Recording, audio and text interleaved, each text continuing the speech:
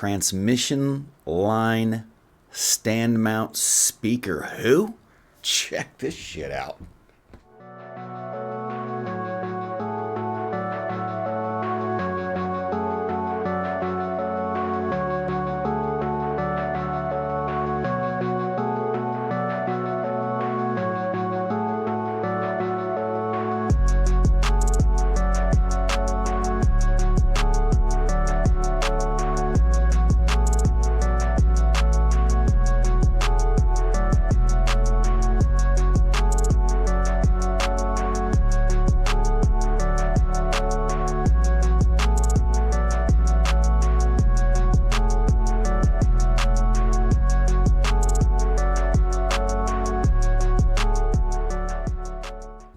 All right, so that was kind of a visual overview of the Thomas & Stereo Galion Voyager transmission line bookshelf. I've always been a fan of this style of speaker. You know, just the way that they channel the sound waves coming off the back of the main driver in kind of a way that it aligns with the front baffle really gives you some awesome bass, some really cool bass response and bass performance that typically wouldn't come from a speaker of that size. As well as just a really good natural sound. I've always loved transmission line speakers. I've had a few different pairs over the years, but just talking about these ones specifically, there's some really cool things that Thomas did with this speaker. And I'm going to preface this review by saying, after I listened to these for a while, and I watched some of the other reviews, I really kind of disagree a little bit in the sense of, even with Thomas, when you watch him talk about these speakers, he talks about them, and other reviewers do, kind of as, you know, really laid back and warm and kind of relaxed. And yes, they are that way in a sense. I get it. But that doesn't mean that they can't be dynamic and resolving and have some clarity and focus to them. When you pair this speaker with a Ganfet Class D amplifier that really takes a hold and grabs a hold of everything and has a nice high dampening factor with some clean power coming to it. You know, in this listening room right here, they were absolutely resolving and really, really nice. Good clarity, good focus, good detail in the mid-range and the upper treble frequencies. Yeah, you couldn't get it to push kind of that sibilant space and really become fatiguing. It wouldn't really go there, and I would definitely classify this speaker as kind of a more relaxed presentation. I mean, this is something that you can put into your listening room, and depending on what your front end looks like and what sources you're feeding it, it can be a little bit of a chameleon here. I think you can get some good detail and focus out of it if you kind of know what you're doing and you work with it. But yes, they are right. You put some good tube amplification on this. You know, we had the PrimaLuna DiaLouge Premium. We had some tube preamplifiers. We put all of our Class A, B, Class A integrated amplifiers on it. We put the Galion TS-A75 on it. We put the Galion TS-120 tube amplifier on it. You know, in Class A mode, man, we went all over the place with this speaker, and it really plays nice with a wide variety of amplification and sources, and you can kind of get it to wherever you want to go. But overall, you're gonna have to push this speaker to get that, you know, crispy, you know, detail and clarity and kind of front edge forward thing on it, but it will do it. The tweeter that he uses, I've got it brought up right here. If you look on his website, he's really transparent with all of this stuff and kind of, you know, working with the manufacturer to kind of put this speaker together and voice it. Going through nominal 8 ohms, 84 dB sensitive, so it likes some power. It likes to be pushed. You can really ramp up your amps on this speaker and really get it to start to perform. 14 inches deep, 14 inches high, 7.5 inches wide. This thing is a deep speaker. I've got one right here. Look at this thing. This thing, for the width of this speaker. Got the nice transmission front port here. Nice paper cone driver. This is the SB Acoustics. I believe it's a 5-inch driver. You can look these up. The Dayton Audio tweeter, I think he calls it out, RST 288F4, 1.1" silk dome. So again, we're getting that. But look at the deepness of this thing. I mean, that is a deep speaker right there.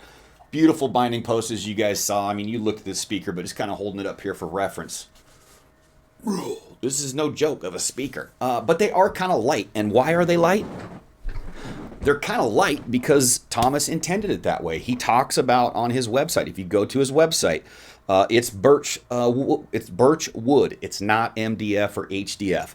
They specifically leave it thin. You'll knock on this thing, you'll lift this thing up, and you'll be like, what the heck?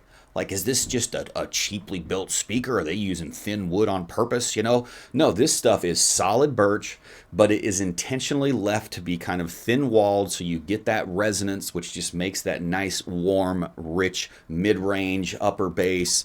It just really does a good job in that space. You know, some of the other things, you saw the binding posts and the grills. I won't go over that stuff. What I really like about what Thomas is doing is he's taking these kind of higher end, you know, not ultra high end. I mean, we're talking about a Dayton Audio tweeter, but this is a really, really nice tweeter. And if you've listened to these, if you know about these, this is kind of a higher tier space in that you know, category, if you will. But the cool thing that Thomas does is he really believes, just like we do and our community does, that when you start getting into that crossover network, using quality parts really, really makes a huge difference. You'll see a lot of these speakers, you'll rip open that crossover and it's, you know, cheap Dayton Audio stuff and, you know, 30-cent, you know, capacitors and resistors and whatever the case may be. This guy's using all Jupiter, like high-end components in these crossovers, and you can tell the quality of this sound is really impressive with the speaker, especially for, you know, $1,000 or so. I can't remember exactly what he was asking for these speakers, but it is a very, very nice quality sound at the end of the day. But yeah, you try to find a speaker manufacturer in this price range with as beautiful of a speaker as this is, solid wood, transmission line, nice drivers, you know, I mean, that paper, I mean, you talk about as natural a sound as you get, just use a paper driver and you're done right there. But who else uses like aluminum Jupiter caps and stuff? I mean, this guy's using high-end components inside of here, and the drivers are very, very capable. The bass is really good. And the nice thing about the bass, as you noticed in that front port, I'll pull it back up here again. You'll see this front port here. So it comes stock with different foam inserts. So if you have this just left kind of open, the bass is going to be a little bit more forward. It's going to be a little bit more rounded, if you will, a little bit more fluffy, but it's going to fill the room a little bit better. Still got nice definition to it. I mean, but it's not the most tight and impactful bass you've ever heard. Then if you got a half plug or phase shim or whatever you want to call it that you put in here, and it plugs the port and it lowers that opening. And it tightens up that bass a little bit, but it does kind of take some of that energy out of the room. And then you've got a full port cover that you can shove in there that will just basically seal the whole thing off. And then what you get in that capacity is a nice tight bass. This is good for kind of small room. I have them in this room here, and it was kind of nice because you can kind of tame that energy down. You know, being transmission line and front ported, you could put them right up against the wall if you wanted to. Use some of those boundaries, but you can plug those ports and kind of tune this thing how you really kind of want to listen to it and how you want to check out the music. So I just got a notification. We just run it live here. So anyway, that's kind of a rundown on the sound. But one thing that I noticed is, you know, with it all the way unported, which I kind of liked the best. I didn't need that like tight super bass or whatever, but I liked all of the ports out. Thomas actually said the half port is kind of the sweet spot where he kind of likes it the best. And we tried that. I sent some video clips into my community. They preferred it without the ports or without the foam plugs at all, just open front port. And that was kind of my nice spot too, especially in a smaller room. It was really, really good. But the cool thing about that bass is it just kind of, it feels like it kind of blends into the mid-range a little bit and just gives this overall like nice meat and richness to the vocals and acoustical instruments. And the mid-ranges are, you know, forward a little bit kind of due to that resonance and the way things are made in the speaker. And, you know, the life of the vocals just kind of comes out. You got that silk dome tweeter that gives you good resolution, but really just kind of smooths things out, gives a nice sweetness to the vocals and the treble presence, energy. sound staging as good as I have heard. I mean, that was one of my concerns when we set them up in here. Doing the Ballad of Bill Hubbard is always my test. You know, is the dog barking to the left and is the TV to the left? I mean, how far is that sound stage pushing into the room? You know, listening to, you know, some of the stuff by Yellow, and how far that stuff projects into the room, and does it rush past you and behind you? And, you know, just how are things moving from side to side? How wide is that sound stage? You know, how deep behind the speaker does it go? And all of those things were just as I would expect them to be. I didn't get any flat, laid back, you know, soundstage where it was kind of thinned out like on a single plane or anything. It was very three-dimensional in room, especially if you start to pair this thing with some tubes. Now in the tube amplifier space, you can get this thing a little bit liquid and a little bit, you know, wet, if you will. If you start to go into like some EL34s or some tubes like that nature, you know, you can get a little bit too rolled off. But hey, if that's your thing, man, if it's a smoky jazz club you're looking for where everything's just super ultra chill, you know, that may be the space for you. Running into some like KT88s, KT120s, you know, some other tube amplifiers, kind of getting a hold of that, or tubes, kind of getting a hold of that thing a little bit. Played really well with some good Class A, Class AB. Thomas's amplifier, the solid state one, was absolutely phenomenal with these things. And then some of the Ganfet stuff by Orchard Audio was really fun to use with these as well. So we did take them down to the main room and run them in the big room. And my room's pretty big. I think it's, you know, there's an open room to the side. And so it's like, you know, 18 by 16. And we have the system on the long wall. And I usually do a pretty good spread with my speakers. And I'm about like 9 feet away. They did have a little bit of trouble filling that room up. Not that they weren't able to. I just felt like I had to push them a little bit to get to that space. But man, you talk about some soundstage in a large room. That was pretty cool. I was surprised at how big of a soundstage they threw. So yeah, overall, really cool build. They're doing some really cool stuff over there at Thomas and Stereo. You know, the Galion speakers. He's got another speaker that's not the transmission line. I would love to hear that one. I haven't heard that one yet. We do have his tube amplifier in. We're going to be reviewing. And then we also have his solid state amplifier in, that A75. And I'm telling you what, I'm probably going to buy that thing because that is phenomenal. But we'll be doing a review on that.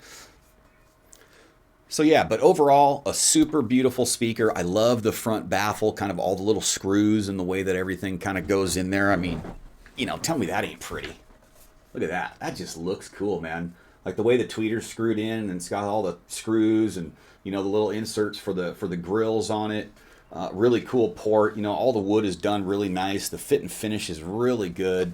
You know, all of the corners look really nice. The back plate, the way it's all recessed and sunk in there, and these binding posts.